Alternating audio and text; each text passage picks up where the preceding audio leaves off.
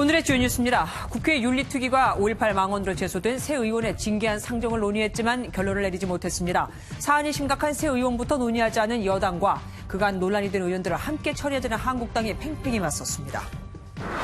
국회 정상화 논의가 또 불발된 가운데 총선을 1년이 앞둔 여야는 영남권으로 향했습니다. 한국당 당권 주자들은 대구에서 자신이 보수의 적자라고 강조했고 민주당은 경남 창원을 찾아 서부 경남 KTX 조기 착공 등을 약속했습니다. 클럽 버닝썬 마약 의혹 등을 수사 중인 경찰이 직원 1명을 구속했습니다. 버닝썬의 전 이사였던 가수 승리에 대해서도 조사 가능성을 열어놨습니다. 대학교 정규 수업에서 추가 비용을 내고 자격증을 발급받았는데 알고 보니 아무런 의미가 없는 미등록 자격증이었습니다. MBN 단독 보도합니다. 정부가 1,500만 원 이하의 빚을 10년 이상 장기 연체한 취약계층이 채무를 일부 갚으면 남은 빚을 탕감해 주기로 했습니다. 취약계층을 위한 거라지만 버티면 빚을 갚지 않아도 된다는 도덕적 해이에 대한 우려도 나옵니다. 정부의 강력한 규제로 부동산 시장이 꽁꽁 얼어붙으면서 지난달 서울의 주택 거래가 60% 급감했습니다. 4월부터는 강남의 대규모 재건축 아파트인 개포 주공 1단지 매물도 쏟아질 거라 부동산 시장 한파는 더 심해질 것으로 보입니다.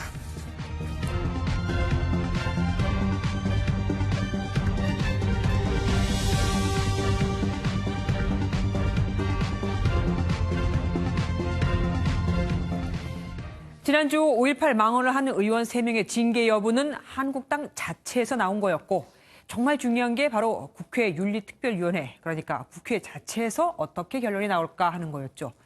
국회 윤리위가 새 의원에 대한 징계안 상정을 논의했지만 끝내 결론을 내리지 못했습니다.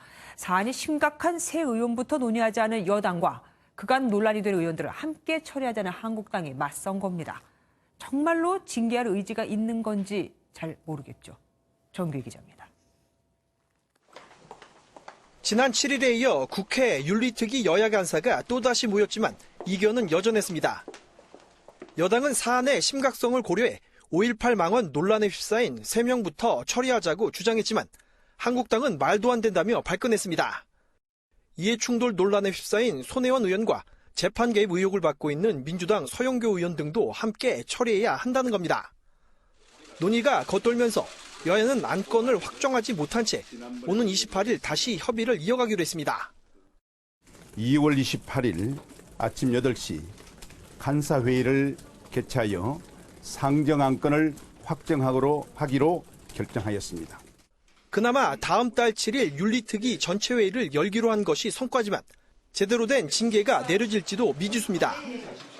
실제로 20대 국회 내내 윤리특위는 단 한 건도 징계안을 가결하지 않았습니다. 앞서 19대는 물론 18대에서도 수십 건 가운데 각각 한 건씩만 징계안이 처리됐습니다. 여기에 윤리특위가 징계 의견을 모아도 효력이 발휘되기까진 하세월입니다. 윤리특위 결론을 윤리심사 자문위원회와 징계심사 소위원회에서 검토한 뒤 본회의 표결까지 해야 하는데 몇 달 이상이 소요될 것으로 보입니다. MBN 뉴스 정규혜입니다. 5.18 망언의 늪에 빠진 자유한국당이 사과 대신 다른 논리를 들고 나왔습니다. 한국당이 역사 왜곡 프레임에 빠져들었다며 그 배후에 청와대가 있다고 주장한 겁니다. 청와대가 한국당 새 의원들에게 5.18 망언을 하라고 시켰다는 걸까요? 이동석 기자입니다. 방미 일정을 마치고 첫 공식 석상에 나선 나경원 자유한국당 원내대표. 한국당이 추천한 5.18 진상규명 조사위원 3명 가운데 2명을 청와대가 거부한 것을 놓고 작심한 듯 쓴소리를 쏟아냈습니다. 국회의장과 제가 이 방미 중에 이렇게 청와대가 국회의 추천을 거부한 것은 한마디로 청와대의 신각을 단적으로 보여주는 대단히 무례한 사례이다. 5.18 망언 논란에 대해선 사과 대신 역사 왜곡 프레임에 빠졌다며 책임을 청와대로 돌렸습니다. 자유한국당의 입장을 여러 차례 말씀드렸음에도 불구하고 역사 왜곡 세력의 프레임을 씌우고 또 그 정점에는 저는 청와대가 있다고 생각합니다. 5.18 망언으로 곤욕을 치르는 배경에 청와대가 여론을 조성하고 있다며 추천위원 거부에 대한 강한 불만을 쏟아낸 겁니다. 나 원내대표는 한국당 추천 위원들의 자격에는 문제가 없다고 주장하며 추천위원 변경 불가 방침을 재확인했습니다. MBN 뉴스 이동석입니다. 문재인 대통령도 자유한국당 의원들의 5.18 망언에 대해 공개적으로 비판했습니다. 민주주의를 훼손하고 나라의 근간을 무너뜨리는 일이라면서요. 최중락 기자입니다. 문재인 대통령은 5.18 민주화운동 정신을 헌법 전문에 포함하겠다고 공약한 바 있습니다. 5.18 정신을 헌법 전문에 담아 개헌을 완료할 수 있도록 이 자리를 빌어서 국회의 협력과 국민 여러분의 동의를 정중히 요청드립니다. 이후 개헌이 이루어지지 않았지만 문 대통령은 정치권의 5.18 폭동과 북한군 난파 주장은 헌법 정신을 부정하고 나라의 근간을 무너뜨리는 일이라고 강하게 비판했습니다. 우리의 민주화의 역사와 헌법 정신을 부정하는 것이며 결국 민주주의를 훼손하고 나라의 근간을 무너뜨리는 일입니다. 국회 스스로 부끄러워해야 할 자기 부정이기도 합니다. 이번 정부뿐만 아니라 1997년부터 모든 역대 정부가 매년 5.18 정신 계승을 천명해 왔다는 점도 강조했습니다. 특히 문 대통령은 자유민주주의에서 폭넓은 표현의 자유와 관용을 보장해야 하지만 민주주의를 파괴하는 것은 허용될 수 없다고 밝혔습니다. 나경원 자유한국당 원내대표가 당내 발언에 대해 유감을 표명하면서도 역사적 사실에 대한 다양한 해석이 존재할 수 있다는 발언과 대치되는 부분입니다. 문 대통령은 또 민주화운동을 대상으로 오직 색깔론과 지역주의로 편을 가르고 혐오를 불러일으켜 정치적 이익을 얻으려는 행태에 대해서는 국민들도 거부해달라고 당부했습니다. MBN 뉴스 최중락입니다. 광주 민주화운동 당시 북한 특수부대원 이른바 광수가 개입했다고 주장하는 보수농객 지만원 씨에 대해 탈북자들이 반박 기자회견을 열었습니다. 자신들을 간첩으로 모은 것에 대해 격분하며 광수로 지목된 자신과 같은 사람들을 더 찾아 지 씨의 주장이 거짓임을 증명하겠다고 밝혔습니다. 최형규 기자입니다. 지만원 씨에 의해 북한 특수부대인 광수로 지목된 탈북민들이 기자회견을 열었습니다. 5.18 북한군 개입설은 거짓이라며 지 씨가 그 근거로 제시하는 당시 사진에 나온 사람들도 자신이 아니라고 반박했습니다.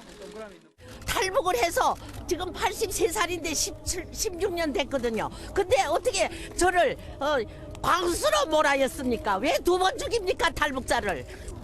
북한이 저를 죽이려고 독침 테러 경호원이 지금 6명이나 제 주변에 있습니다. 근데 제가 간첩이라는 거예요. 이들은 5.18 단체와 함께 지 씨에 의해 광수로 지목된 다른 인물들을 찾아내 지 씨의 주장이 거짓임을 증명하겠다고 밝혔습니다. 민주평화당은 5.18 관련 왜곡 발언으로 불구속 재판 중인 지만원 씨의 구속 재판을 촉구하는 탄원서를 법원에 제출했습니다. 신성한 민의의 전당인 국회까지 들어와서 망언을 계속하고 있습니다. 하루속히 재판을 열어서 지만원을 구속해서 수사하고. 이런 가운데 지만원 씨는 자신을 고소한 5.18 유공자 국회의원 3명을 맞고소하면서 5.18 북한군 개입설 논란은 법정 공방으로 이어질 전망입니다. MBN 뉴스 최영규입니다. 5.18 망언 파문에 대해 자유한국당 권영진 대구시장이 이용석 광주시장에게 사과했습니다. 많은 사람이 권 시장의 용기를 칭찬했지만 다른 반응도 있습니다. 그럴 거면 전국 광역단체들이 5.18 망언에 대해 규탄 성명서를 낼 때 왜 자기 이름은 뺐느냐는 겁니다. 눈치 보는 거냐 비난하고 있습니다. 심우영 기자입니다. 권영진 대구시장은 지난 16일 당 소속 국회의원들의 5.18 망언에 대해 광주 시민들에게 사과했습니다. 이용섭 광주시장에게 보낸 메시지를 통해서였습니다. 보수의 중심인 대구에서 나온 권영진 대구시장의 5.18 망언 사과를 두고 시민들 사이에선 엇갈린 반응이 나오고 있습니다. 박수를 보내는 시민이 있는가 하면 권영진 시장이 자기가 했던 말을 바로잡은 것은 굉장히 용기 있는 행동이라 생각하고 진실을 밝히자는 발언이 왜 문제가 되느냐는 반응도 있었습니다. 진실을 밝혀달라는데 그거 가지고 왈가불가할 내용은 아닙니다. 또 다른 시민은 권 시장의 사과 문자 자체를 문제 삼았습니다. 근데 왜 보냈는가 모르겠어요. 난 아주 못마땅해요. 일각에선 권영진 시장이 이용섭 시장에게 보낸 글을 굳이 공개해야 했느냐는 비판도 나옵니다. MBN 뉴스 심호영입니다. 한국당 전체 책임당원의 약 30%가 집중돼 있어서 이번 전당대회의 최대 승부처로 꼽히는 대구 경북 지역에서 한국당 당대표 새 후보가 또 마주쳤습니다. 황교안, 김진태 이 두 후보야 서로 보수의 적자라고 하니 무슨 말을 했을지 뻔한데 중도층을 끌어안겠다는 오세훈 후보가 뭐라고 했을지 궁금합니다. 이정우 기자가 보도합니다. 전국 책임당원의 3분의 1가량이 몰려있는 대구 경북 지역에서 열린 자유한국당 전당대회 2차 합동연설회. 보수의 텃밭이라는 말에 걸맞게 객석 3,000석을 가득 채우고도 서서야 연설을 들을 수 있을 정도로 많은 지지자가 몰렸습니다.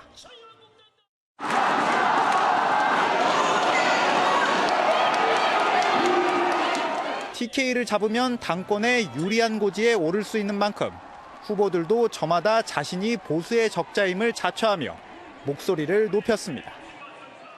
가장 먼저 연설에 나선 김진태 후보는 분위기가 바뀌고 있다며 자신의 지지세를 과시하면서 TK의 선택을 촉구했습니다.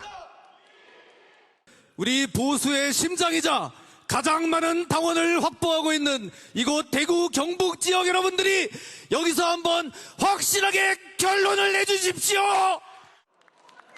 오세훈 후보는 중도의 마음을 얻어야 내년 총선에서 승리할 수 있다면서 20년간 보수를 지켜온 자신을 버리지 말아달라고 호소했고, 보수의 가치를 지키기 위해 시장직도 던졌습니다.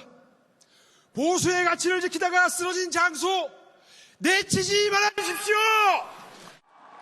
황교안 후보는 자신이 문재인 정부의 폭정을 막고 보수를 다시 일으킬 수 있는 인물이라고 목소리를 높였습니다. 전 국민에게 사랑받는 자유한국당 누가 만들겠습니까? 제가 앞장서겠습니다.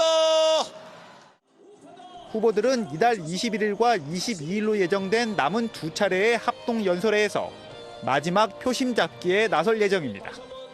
MBN 뉴스 이정호입니다. 대학 강의를 수강한 학생이 돈을 내고 관련 자격증을 발급받았는데 어처구니 없게도 미등록 자격증이었습니다. 게다가 알아보니 자격증 발급기관으로 되어 있는 사단법인의 회장은 해당 대학 태권도학과 학과장의 친형이었습니다. 주소는 웬 태권도 학원으로 되어 있고요. 강세영 기자가 단독 보도합니다. 충남의 한 대학교입니다. 이 학교의 태권도학과 학생들은 지난 2010년부터 약 6년간 8만 원에서 10만 원 정도의 돈을 내고 자격증을 발급받았습니다.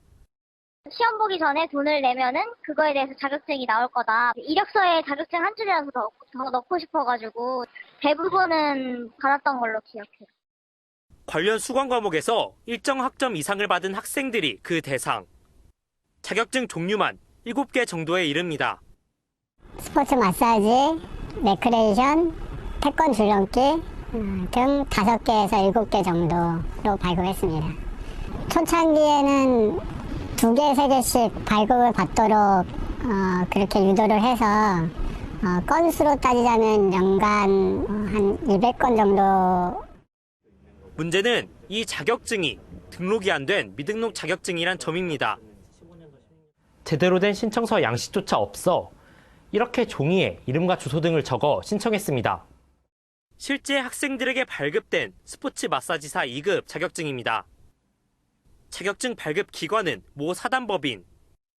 그런데 공교롭게도 이 사단법인 회장은 해당 대학 태권도학과 학과장의 형입니다. 이 사단법인 회장은 민간 자격증을 발급하려면 먼저 등록을 해야 한다는 사실을 몰랐다고 해명합니다.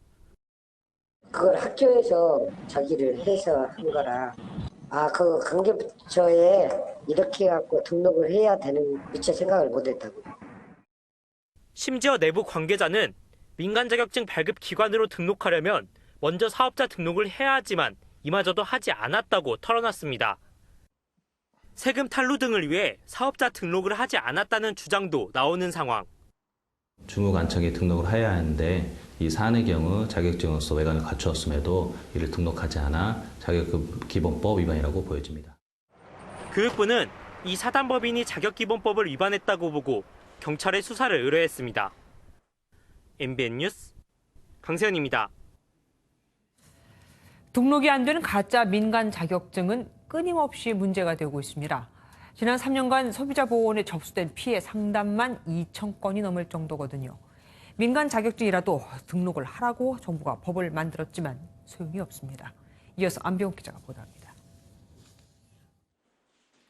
서울에 있는 한 수중 스포츠 관련 협회입니다. 지난 1월 협회에서 발급하던 스쿠버 다이빙 등 민간 자격증 발급이 일시 중지됐습니다.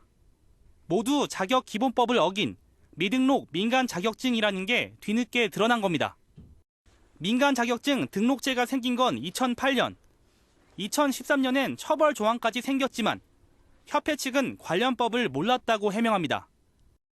처벌 조항이 없으니까 뭐 우리는 등록해도 그만 안 해도 그만이고, 근데 나중에 보니까 법이 바뀐 거야.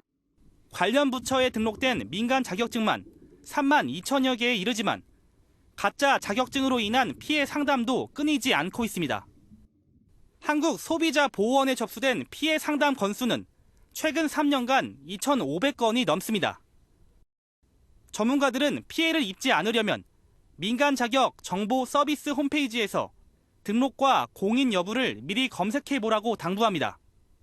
몰랐다고 하지만 등록제도가 있었던 걸로 이미 인지하고 있었고요. 그러면서 관행처럼 그냥 안 해도 크게 문제 없을 거라고 했다가 문제가 된 거죠. 정부는 앞으로 민간 자격증 등록 요건 자체를 강화하고 이미 등록된 민간 자격증도 유효 기간을 정해 정리할 방침입니다. MBN 뉴스 안병욱입니다. 청와대 특별감찰반의 민간인 사찰 의혹 등을 제기한 김태우 전 검찰 수사관이 피고발인 신분으로 두 번째 소환 조사를 받았습니다. 김 전 수사관은 지금부터 내 상관은 국민이다. 국민께 직접 보고하겠다고 밝혔습니다. 추가 폭로를 시사한 겁니다. 윤기란 기자입니다. 다시 수원지검에 출석한 김태우 전 검찰 수사관은 조사실로 들어가기 전 자신의 행동이 공무상 비밀 누설이 아니라고 거듭 주장했습니다. 힘없는 평검사가 공무수행 중에 직속 상관이 업무 관련 뇌물을 수수하는 것을 목격하였고 그로 인하여 언론에 공표하였다면 그것도 공무상 비밀 누설이고 그것도 수사할 것인가요? 검찰의 공정한 판단을 촉구한 김 전 수사관은 청와대에 대한 폭로를 이어가겠다는 듯한 발언도 내놨습니다. 지금까지는 공직생활을 하면서 저는 직속 상관에게 보고하였지만 지금부터는 국민들께 보고하겠습니다.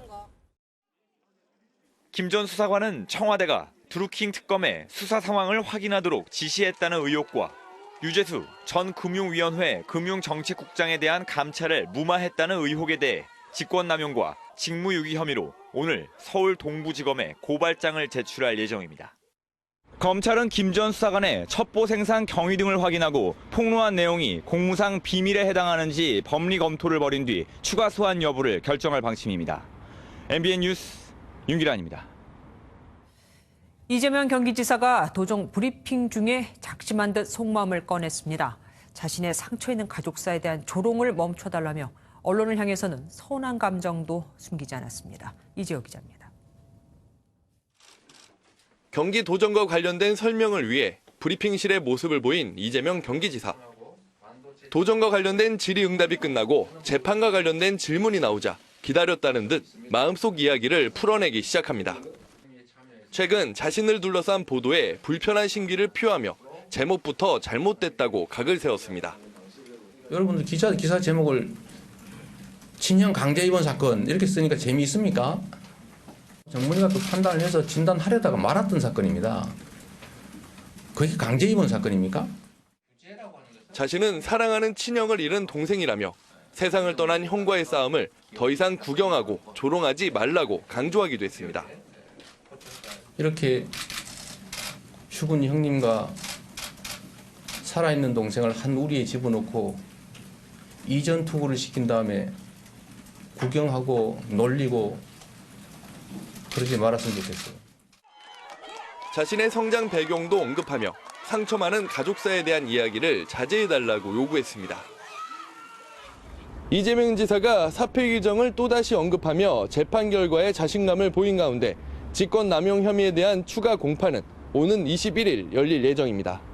MBN 뉴스 이재호입니다. 자유한국당 이학재 의원이 자신의 지역구에서 막말 구설수에 올랐습니다. 지역구 구의원에게 입에 올릴 수 없는 막말과 욕설을 했다는 겁니다. 노승환 기자가 알아봤습니다.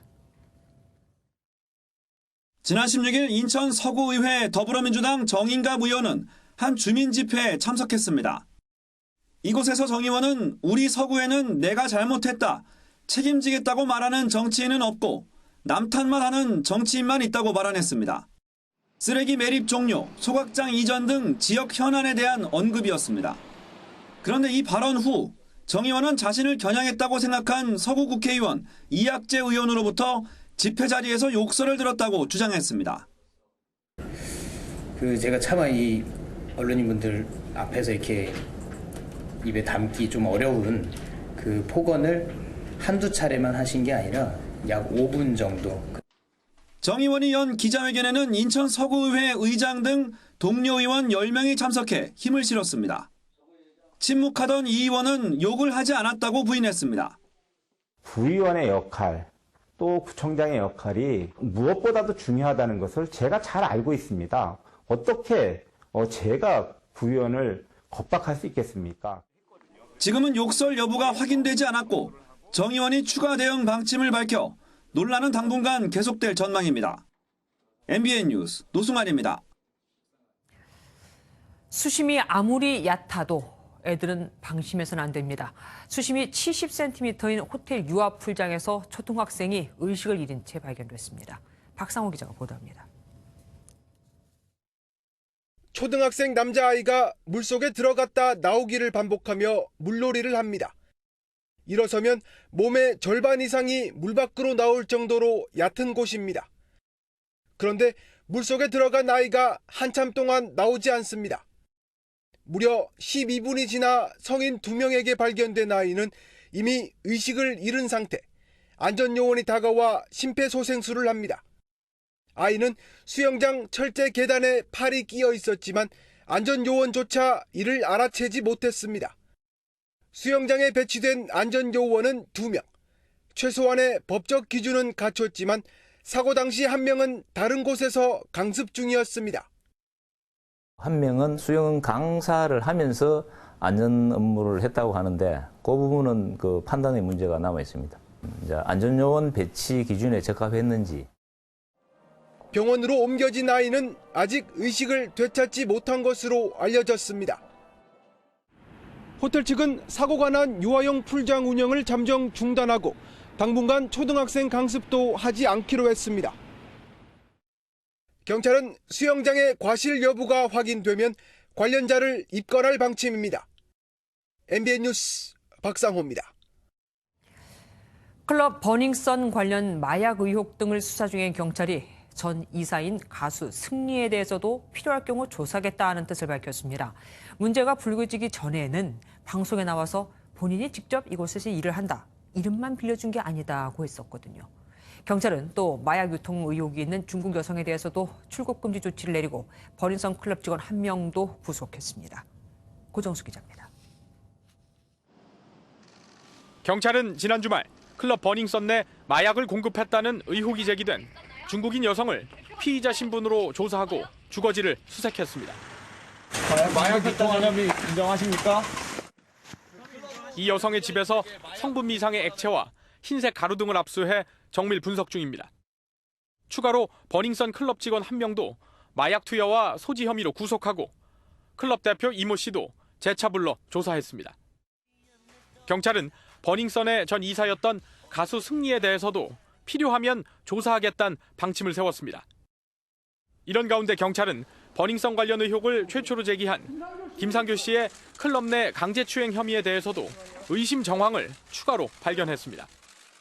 경찰 관계자는 영상 분석 중 김 씨의 추가 추행 행위로 보이는 장면이 있어 피해자의 인적 사항을 확인하고 있다고 말했습니다. MBN 뉴스 고정수입니다. 서울의 한 재건축 현장에서 1급 발암물질이 포함된 성면 폐기물이 몰래 해체돼 반출됐다는 주장이 나왔습니다. 일반 폐기물은 처리 비용이 몇백만 원이라면 성면 같은 지정 폐기물 처리 비용은 몇억 원 수준이거든요. 김지영 기자가 보도합니다. 서울의 한 재건축 단지. 방진복을 입은 작업자가 하얀 자루를 아파트 밖으로 내던집니다. 계단 앞에는 자루가 수북합니다. 자루 안에는 성면 폐기물이 포함된 시멘트 덩어리가 가득 담겼고 미처 옮기지 못한 시멘트 조각들이 방안 곳곳에 쌓여 있습니다. 재건축 단지 인근 학교의 학부모와 주민들이 포착한 성면 폐기물 몰래 반출 현장입니다. 문제는 해당 재건축 단지는 현재 성면 해체 작업이 잠정 중단된 상태라는 점입니다. 건축물을 해체하기 전 미리 성면 함유량 등을 조사해야 하지만 조사 결과가 부실해 지난해 11월 주민감시단이 재조사를 요청한 상황. 조사가 끝나기 전 해체 작업은 엄연한 불법이지만 처리 비용을 줄이려고 이런 불법 행위를 저질렀다는 게 주민들의 주장입니다. 성면이 포함되었을 확률이 매우 높아 요주의 물질이었으나 현장의 몰타래선 및 주민들의 불안감은 커지고 있습니다. 아이들이 저희가 발견하는 시점에도 모르고 운동장에서 놀고 있었고 그 위험이 눈에는 보이지 않아서 더 걱정되는 상황입니다. 그런데도 정부와 지자체는 해체 작업 감시는 고용노동부의 일이라며 책임 떠넘기기에 급급합니다. 해체 작업이라고 판단을 해야 되는 거는 고용노동부 소관사항인데 관할 당국의 보다 철저한 역할 분담과 관리 감독이 필요해 보입니다.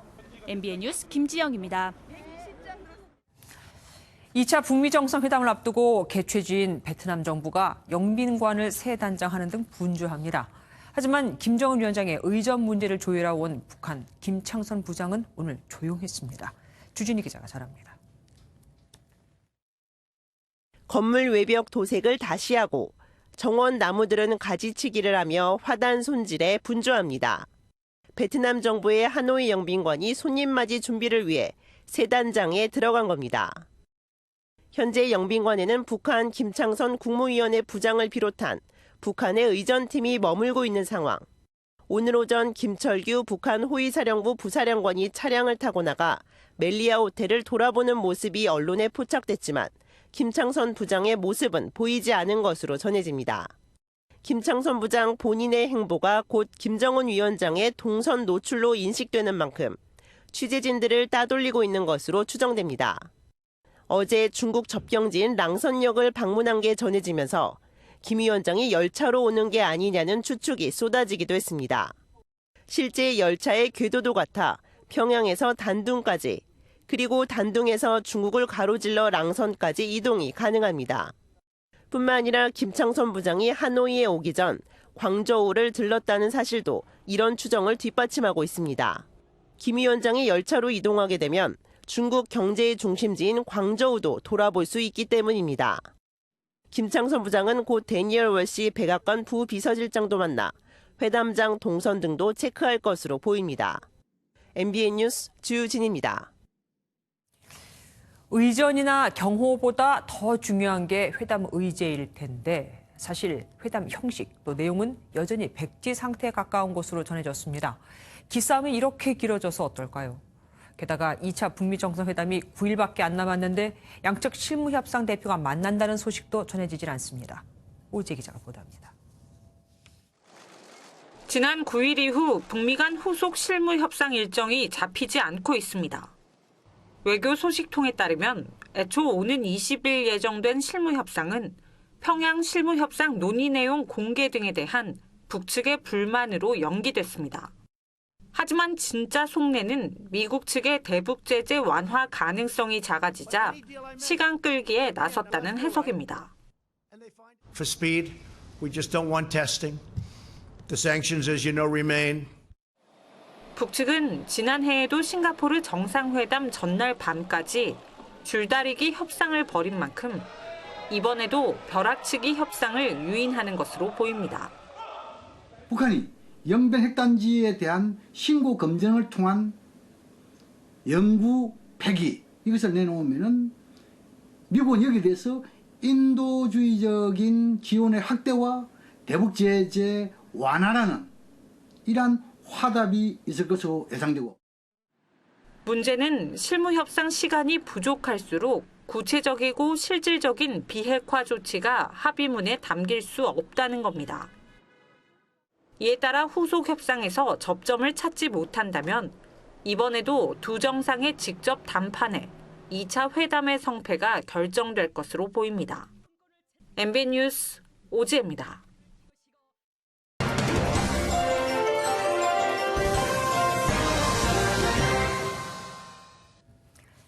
대화하자, 만나서 소통하자고 해서 불러놓고는 자기 얘기만 하는 사람 어떻습니까? 그리고 사진을 찍어서는 여기저기 소문을 냅니다. 우리는 만나서 대화를 했다, 이렇게요. 가슴 아프게도 지금 우리 기업인들의 심정이 이렇습니다. 예를 들어볼까요? 정부는 최저임금법 개정과 신한울 원전 3, 4호기 공사 재개 등 이번 정부 들어 기업이 불편해했던 이야기를 들어주겠다며 먼저 기업 측에 만나자고 했습니다. 하지만 애로사항을 얘기하니 어쩔 수 없다. 현실적으로 쉽지 않을 거다. 정책과 모순돼 받아줄 수 없다며 피하고는 되레 소프트웨어 인적 자원을 10배 더 늘려달라. 제로페이에 적극 동참해달라는 등의 요구만 늘어났죠. 이게 진짜 소통일까요? 지난해 12월 2기 경제팀 출범 이후 이달까지 당정청의 기업 현장 방문과 간담회는 30건이 넘습니다. 이젠 좀 우리 얘기를 들어주겠지, 좀 나아지겠지 했던 기업들은 이럴 거면 왜 만나자고 했는지 모르겠다는 반응들입니다. 약속한 거라도 제대로 실천해주면 또 모르죠. 신기술과 신산업에 대해 일정 기간 규제를 유예해주는 규제 샌드박스는 지난달부터 시행됐지만 통과된 건 고작 7건. 신나게 새 제품을 만들어달라고 했던 대통령의 말은 온데간도 없이 부처 간 심의도 다르고 협의도 제대로 안 돼 벌써부터 한계가 나오고 있습니다. 게다가 이번 정부 출범을 전후로 재계가 건의한 재원 중 실제로 정책이나 입법에 일부라도 반영된 건 절반에 불과했습니다. 6건은 사실상 답보 상태이거나 오히려 후퇴했죠. 2008년 영국 정부는 새로운 기업 지원 프로그램을 실현하기 위해서 정부가 먼저 개혁을 단행했습니다. 기존 복잡하고 혼란스러운 3천여 개의 지원 프로그램을 30개로 통합 교체하고 부처별로 흩어져 있던 창구를 단일화하며 정부와 기업이 파트너십을 갖고 정보를 제공, 지속적인 모니터도 시행하고 있습니다. 이후 영국은 세계은행에서 선정한 기업하기 좋은 OECD 국가 중 기업의 가장 낮은 진입 장벽을 가진 나라가 됐습니다. 이 모두 정부가 기업의 애로사항을 제대로 경청한 결과였죠. 지난해 12월 문재인 대통령은 새 경제팀 출범과 함께 그간 산업계의 어려운 점을 경청했는지 돌아봐야 한다고 했습니다. 이 말, 불과 2달밖에 안 된 지금 되묻고 싶습니다. 들어주지도 않고 자기들 말만 할 자리, 왜 만나자고 했는지 말이죠. 뉴스 초점이었습니다.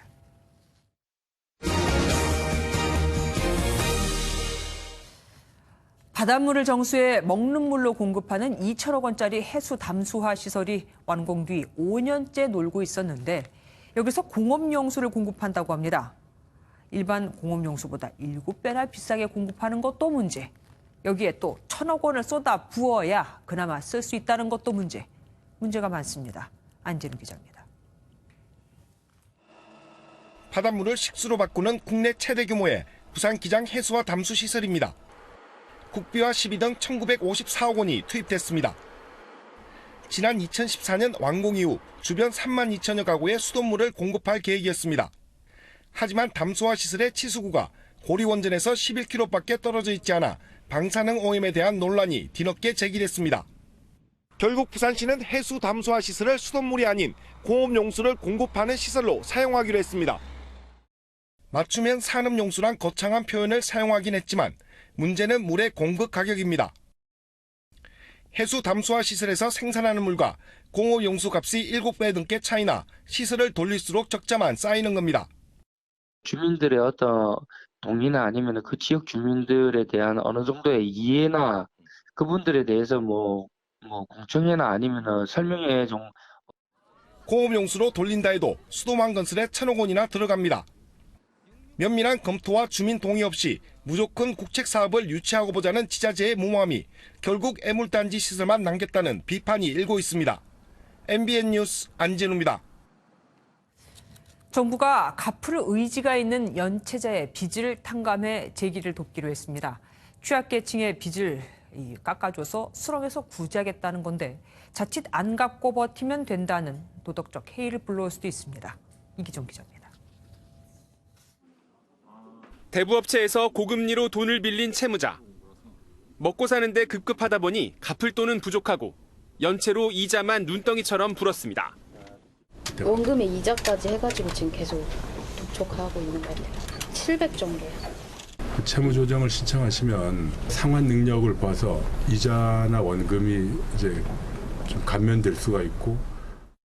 금융위는 이르면 6월부터 10년 이상 1,500만 원 이하의 빚을 진 취약계층이 채무 일부를 3년간 성실하게 갚으면 남은 빚은 탕감해 주기로 했습니다. 1,000만 원의 빚이 있었다면 150만 원을 갚으면 최대 850만 원이 면제되는 겁니다. 현행 방식보다 감면율이 더 높습니다. 정부는 또 갑작스러운 실직이나 폐업으로 연체가 우려되는 채무자는 최대 6개월 동안 빚 갚는 시기를 미뤄주기로 했습니다. 신용등급이 떨어져 빚을 갚기 더 어려워지는 악순환을 차단하기 위해서입니다. 문제는 악용 가능성입니다. 굳이 내가 상환을 할 필요가 있겠느냐라는 생각을 채무자들이 하게 되고 그게 이제 도덕적 해이로 이어질 수 있다고 생각합니다. 전문가들은 부정하게 빚을 면제받은 경우 배상하도록 하는 등의 제도가 뒷받침돼야 한다고 지적합니다. MBN 뉴스 이기종입니다. 부동산 시장에 겨울을 넘어 빙하기가 왔습니다. 지난달 전국의 주택 매매 거래량은 5만 건. 1년 전보다 30% 가까이 줄어 침체가 극심했던 지난 2013년 이후 가장 적었죠.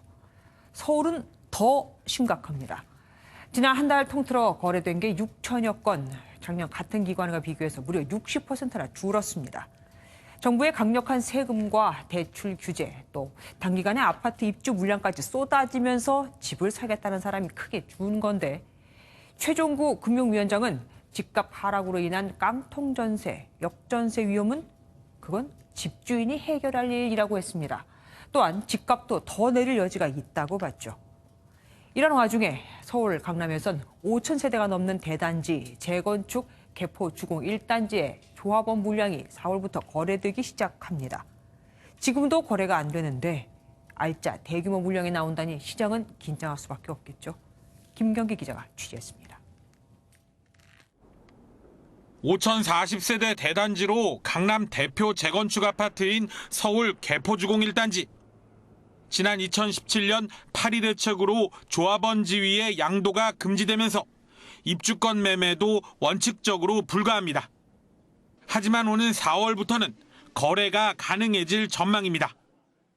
지난 2016년 4월 28일에 사업 시행 인가를 받았지만 3년이 다 돼가는 지금까지 착공하지 못해 4월 말부터는 거래 제한이 풀릴 가능성이 크기 때문입니다. 중개사들은 벌써 거래를 성사시키기 위한 물밑 작업에 들어갔습니다. 100세대에서 한 200세대 정도는 나올 걸로 보고 있습니다. 입주때까지 또 한 4년을 기다려야 되다 보니까 중간에 팔고자 하는 분들의 매매 문의가. 강남 부동산 시장에는 비상이 걸렸습니다. 지금도 거래가 끊기면서 가격이 2억 원 가까이 떨어졌는데 대규모 입주권까지 거래할 수 있어지면 추가 하락이 불가피하기 때문입니다.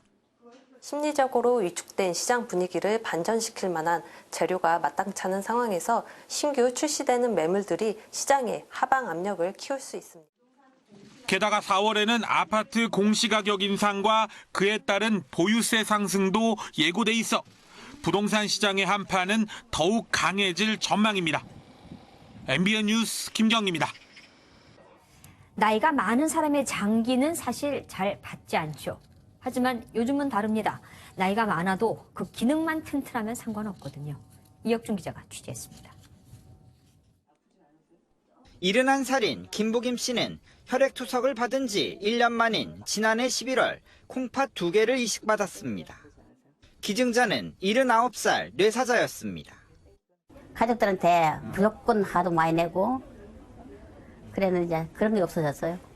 이제는 자신감 있어요. 베풀면서 봉사하고 싶습니다. 지난해 70살 이상 고령 뇌사자의 양측 콩팥을 받아 수술에 성공한 고령 환자는 모두 3명입니다. 고령 기증자의 콩팥은 받기를 꺼려하고 있어 2개를 다 받을 수 있었습니다.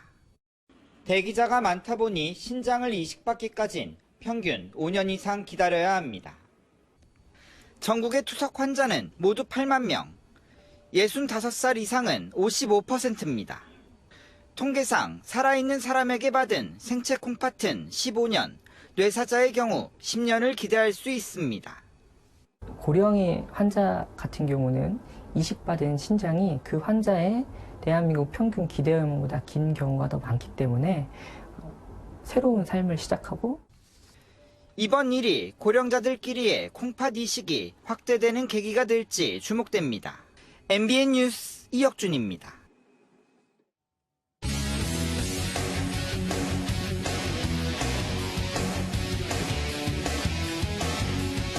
안녕하십니까. 스포츠 뉴스입니다. 배구 팬이시라면 배구는 세터 노름이라는 말 많이 들어보셨을 겁니다.